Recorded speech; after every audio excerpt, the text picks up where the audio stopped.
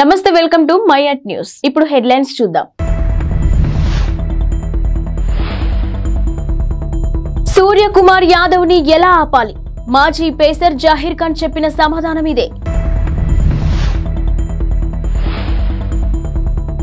Biryani ఆర్డర్లలో నగరవాసులే top, Swiggy నివేదికలో వెల్లడి. అందుకే చంద్రబాబు 2 చోట్ల పోటీ చేయాలనుకుంటున్నారు. బొత్స సత్యనారాయణ. భారత్ వర్సెస్ దక్షిణాఫ్రికా మధ్య 3వ T20 మ్యాచ్ లో కెప్టెన్ సూర్యకుమార్ యాదవ్ సెంచరీతో చెలరేగాడు. ఇక మైదానం నలువైపులా 6లు 4లతో విరుచుకుపడ్డాడు. సూర్యను కట్టడి చేయడానికి సౌత్ ఆఫ్రికా బౌలర్లు నానా తంటాలు పడ్డారు. ఇక ఎట్టకేలకు సెంచరీ పూర్తయ్యాక అవుట్ చేయగలిగారు. మ్యాచ్ లో దక్షిణాఫ్రికా బౌలర్లకు ఎదురైన పరిస్థితిపై టీమిండియా మాజీ ఫాస్ట్ బౌలర్ జహీర్ ఖాన్ ఆసక్తికరంగా స్పందించారు. అయితే సూర్య రెచ్చిపోయి ఆడుతున్నప్పుడు అవుట్ చేయడం ఒక్కటే అతడిని ఆపగలిగే మార్గమని, అదొక్కటే అవకాశమని బౌలర్లకు జహీర్ సూచించాడు.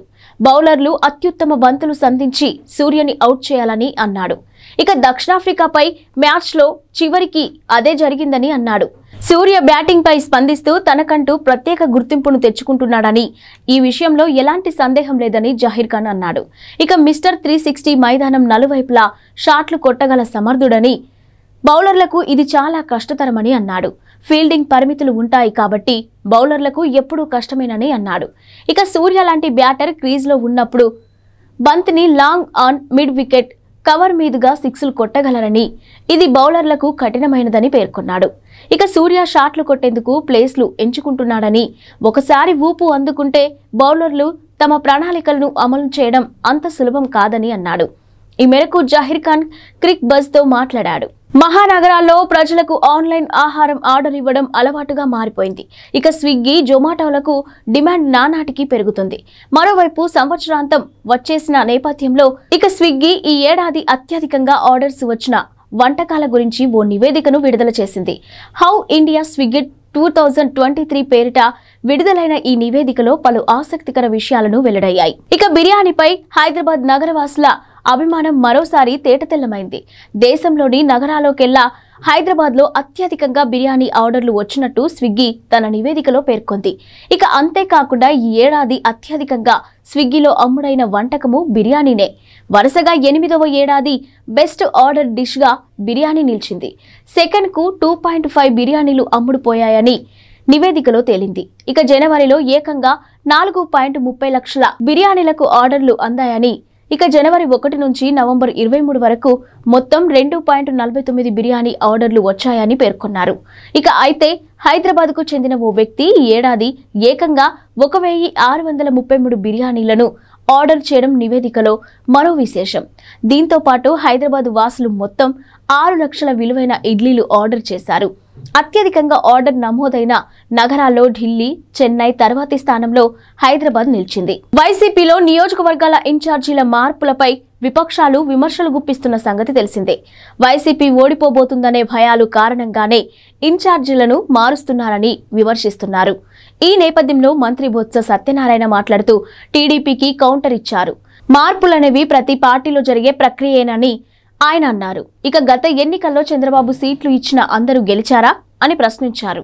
మార్పులు చేర్పులు అన్ని పార్టీలో ఉంటాయని, అదే ప్రక్రియ తమ పార్టీలో కూడా జరిగిందని చెప్పారు. కుప్పంలో గెలుస్తాననే నమ్మకం చంద్రబాబుకు లేదని, అందుకే 2 చోట్ల పోటీ చేయాలనుకుంటున్నారని బొత్స ఎద్దేవా చేశారు. విడతల వారీగా మద్యం నిషేధం చేస్తానని చెప్పిన ముఖ్యమంత్రి జగన్ అదే చేస్తున్నారని చెప్పారు. ఇక సామాన్యులకు మందు దొరకకుండా చేస్తున్నామని తెలిపారు. మద్యం విషయంలో ప్రజల్లో పరివర్తన తెస్తున్నామని తెలిపారు. ఇక అంగన్వాడీల ఆందోళన విరమించాలని సూచించారు. తుఫాను కారణంగా జరిగిన పంట నష్టంపై చంద్రబాబు నోటికి వచ్చినట్టు మాట్లాడుతున్నారని బొత్స మండిపడ్డారు. వర్షం తగ్గాక పంట నష్టంపై అంచనా వేస్తారని తెలిపారు. రంగు మారిన ధాన్యాన్ని కూడా కొనాలని ముఖ్యమంత్రి సూచించారని చెప్పారు. ప్రజలకు అండగా ఉన్నది వైసీపీ అని, వచ్చే ఎన్నికల్లో టీడీపీ తుడిచిపెట్టుకుపోవడం ఖాయమని జోసెం చెప్పారు. బహిరంగ మూత్ర విసర్జన వద్దన్నందుకు ఓ మాజీ సైనికుడు కాల్పులు జరిపాడు. దేశ రాజధాని ఢిల్లీలో బుధవారం రాత్రి జరిగింది ఈ ఘటన. ఇక పోలీసుల కథనం ప్రకారం బురాలిలోని రాయల్ అపార్ట్మెంట్కు చెందిన మాజీ సైనికుడు రవీంద్ర బహిరంగంగా మూత్ర విసర్జన చేస్తుండగా చూసిన అదే అపార్ట్మెంట్కు చెందిన హేమంత్ ప్రశ్నించాడు. బహిరంగ మూత్ర విసర్జన చేయకూడదని హెచ్చరించారు. దీంతో ఆగ్రహంతో ఊగిపోయిన రవీంద్ర చెప్పేందుకు నువ్వెవరంటూ అతడిపై తుపాకీ ఎక్కుపెట్టాడు. 2 రౌండ్లు కాల్చాడు. కాల్పులో హేమంత్ గాయపడ్డాడు. వారించిన మరో వ్యక్తిపైన రవీంద్ర దాడికి దిగాడు. ఈ ఘటనపై కేసు నమోదు చేసుకున్న పోలీసులు నిందితుడు రవీంద్రను నిన్న అరెస్ట్ చేశారు. ఘటన జరిగిన సమయంలో నిందితుడు మద్యం మత్తులో ఉన్నట్టు తెలిపారు.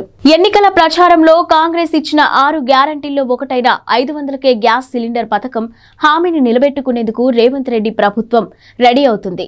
ఇక మహాలక్ష్మి పథకం కింద అందించనున్న గ్యాస్ సిలిండర్ను అందించనుండగా ఇందుకోసం 2 రకాల ప్రతిపాదనలు సిద్ధం చేసినట్టు తెలుస్తుంది.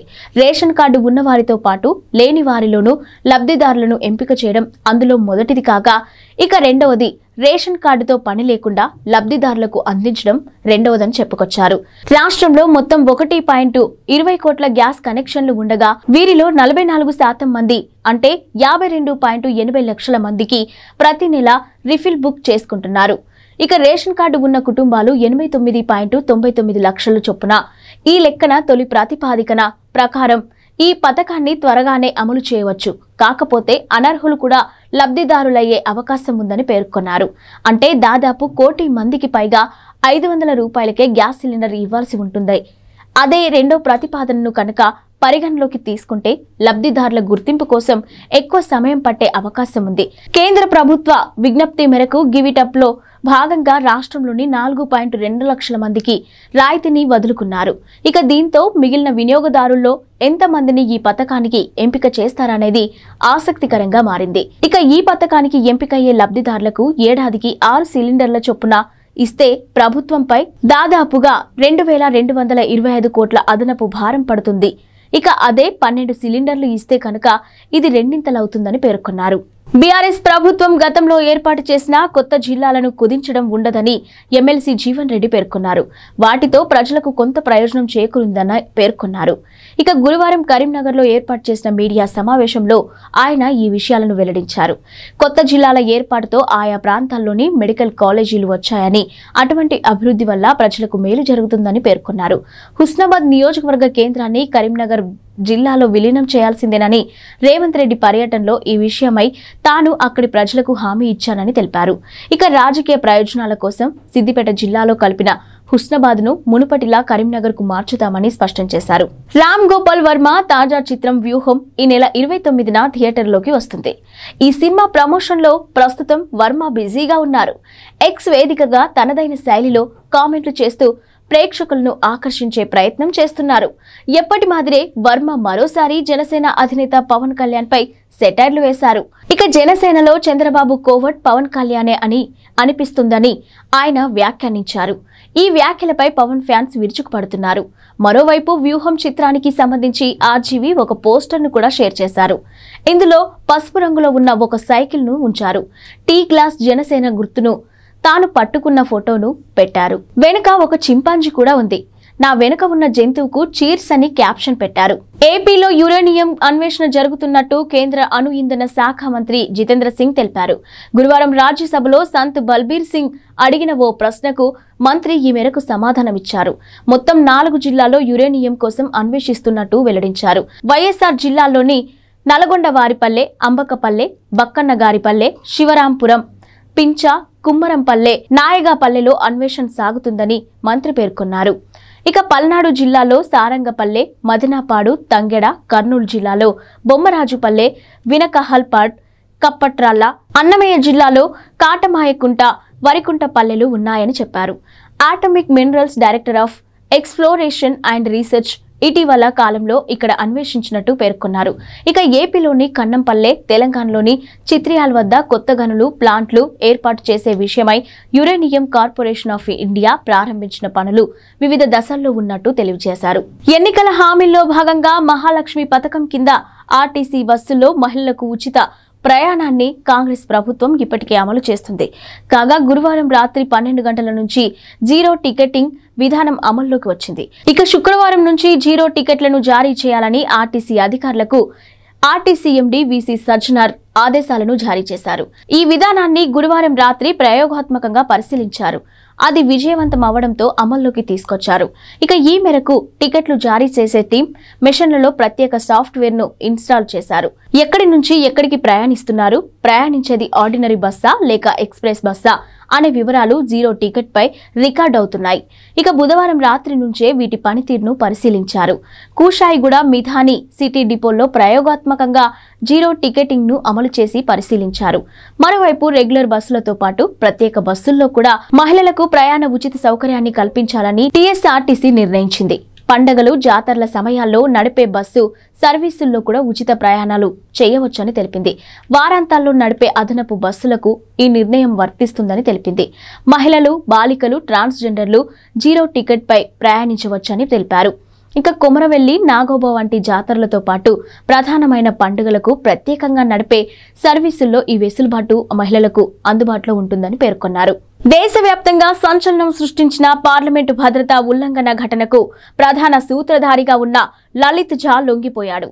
ఢిల్లీ నడిబొడ్డున ఉన్న కర్తవ్య పథ్ మార్గం గుండా వెళ్లి పోలీస్ స్టేషన్లో లొంగిపోయారని ఢిల్లీ పోలీస్ వర్గాలు వెల్లడించాయి.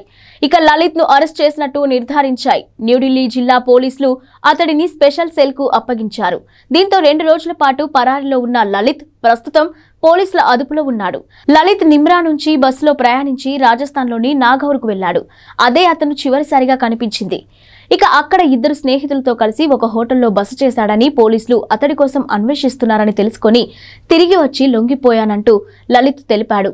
ఇక పోలీసు వర్గాలు వెల్లడించాయి. లలిత్ ఝా కోల్కతా నగరానికి చెందిన వ్యక్తి, ఉపాధ్యాయుడిగా పనిచేస్తున్నాడని తేలింది. కాగా లోక్సభలో భద్రతా ఉల్లంఘనకు పాల్పడిన ఘటనలో ఇప్పటికే 4 వ్యక్తులు అరెస్ట్ అయిన విషయం తెలిసిందే.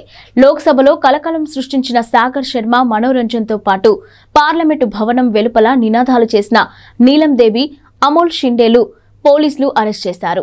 ఇక వీళ్లు 4 రంగుల పొగ డబ్బాలతో కలకలం రేపారు. ప్రజాస్వామ్యాన్ని కాపాడాలంటూ పెద్ద ఎత్తున నినాదాలు చేశారు. సాగర్, మనోరంజన్ లోక్సభ పబ్లిక్ గ్యాలరీ నుంచి సభలోకి దూకి తీవ్ర కలకలం రేపారు. ఇక వీడియోలను రికార్డ్ చేశారు. ఈ వీడియోలను సూత్రధారి లలిత్ ఝా సోషల్ మీడియాలో పోస్ట్ చేశాడు. ప్రముఖ బాలీవుడ్ నటుడు శ్రేయాస్ తల్పాడే గుండెపోటుకు గురయ్యారు. నిన్న సాయంత్రం హార్ట్అటాక్ రావడంతో ఆయనను ముంబైలోని ఓ ఆసుపత్రిలో చేర్పించారు. ఆ రాత్రే శ్రేయాస్ కు యాంజియోప్లాస్టీ జరిగింది. ప్రస్తుతం ఆయన ఆరోగ్యం నిలకడగా ఉందని ఆసుపత్రి వర్గాలు తెలిపాయి. ఇక ఆపరేషన్ విజయవంతంగా జరిగిందని వైద్యులు పేర్కొన్నారు. Welcome to the jungle shooting అనంతరం శ్రేయాస్ గుండెపోటుతో కుప్పకూలినట్టు తెలుస్తుంది. హిందీ, మరాఠీ సినిమాలతో మంచి పేరు తెచ్చుకున్న శ్రేయాస్ తల్పాడే అనేక హిట్ చిత్రాల్లో నటించారు. ఇక 2005 నాటి ఇక్బాల్ సినిమాతో దివ్యాంగుడి పాత్రతో ఆయనకు దేశవ్యాప్తంగా గుర్తింపు వచ్చింది. మరాఠీ టీవీ షోలతో పాటు మొదట్లో గుర్తింపు ఆయన ఆ తర్వాత ఇక్బాల్ తో దేశం దృష్టిని ఆకర్షించారు. ఓం శాంతి ఓం, గోల్మాల్ రిటర్న్స్, హౌస్ఫుల్ 2 వంటి హిట్ చిత్రాల్లో ముఖ్య పాత్రలు పోషించారు. క్రిటిక్స్ ను మెప్పించిన డోర్ సినిమాలో తన నటనతో శ్రేయాస్ మంచి మార్కులు పొందారు. ఈ సంవత్సరం pan India block buster Pushpa Hindi version లో అల్లు అర్జున్ పాత్రకు శ్రేయాస్ డబ్బింగ్ చెప్పారు. దక్షిణాఫ్రికాపై 3వ టీ20 మ్యాచ్ తో సెంచరీతో చెలరేగిన కెప్టెన్ సూర్యకుమార్ యాదవ్ అసాధారణ రికార్డులు నెలకొల్పాడు. ఇక అంతర్జాతీయ టీ20 క్రికెట్ లో 4 సెంచరీలు సాధించిన 3వ బ్యాట్స్మెన్ గా మిస్టర్ 360గా నిలిచాడు. ఇక ఈ జాబితాలో చెరో 4 సెంచరీలతో ఉన్న రోహిత్ శర్మ, గ్లెన్ మ్యాక్స్వెల్ సరసన నిలిచాడు. అయితే సూర్యకుమార్ కేవలం 57 ఇన్నింగ్స్లలో ఈ రికార్డును సాధించగా రోహిత్ 79 మ్యాచ్లు, మ్యాక్స్వెల్ 92 ఇన్నింగ్స్ ఆడడం గమనార్హం. దీనిని బట్టి సూర్య ఎంత వేగంగా 4 సెంచరీలు అందుకున్నాడో అర్థమవుతుంది. ఇక టీ20 ఫార్మాట్ లో వీళ్ళు 3 మాత్రమే 4 చొప్పున సెంచరీలు నమోదు చేయగా Sabawoon Davis 3, Colin Munro 3, Babar Azam 3 ఆ తర్వాత స్థానాల్లో ఉన్నారు. ఇక దక్షిణాఫ్రికాపై సూపర్ సెంచరీ సాధించిన సూర్య ఖాతాలో మరో 2 రికార్డులు పడ్డాయి. టీ20లో అత్యధిక స్కోర్ సాధించిన 3వ భారత కెప్టెన్ గా సూర్య నిలిచారు. ఇక సూర్య సాధించిన 4 సెంచరీలు వేర్వేరు దేశాల్లో నమోదు చేయడంతో మరో రికార్డుగా ఉంది. ఇంగ్లాండ్, న్యూజిలాండ్, ఇండియా, దక్షిణాఫ్రికాలో సెంచరీలు బాదాడు. ఈ ఫీట్ సాధించిన ఏకైక ఆటగాడిగా మిస్టర్ 360 నిలిచాడు. మ్యాక్స్వెల్ సెంచరీలో 2 భారత్లో, శ్రీలంక, ఆస్ట్రేలియాలో ఒక్కొక్కటి చొప్పున బాదాడు. ఇక రోహిత్ ఇండియాలో 3, ఇంగ్లాండ్లో 1 సెంచరీ కొట్టాడు. ఇవి ఇప్పటివరకున్న బులెటిన్ అప్డేట్స్. Keep watching.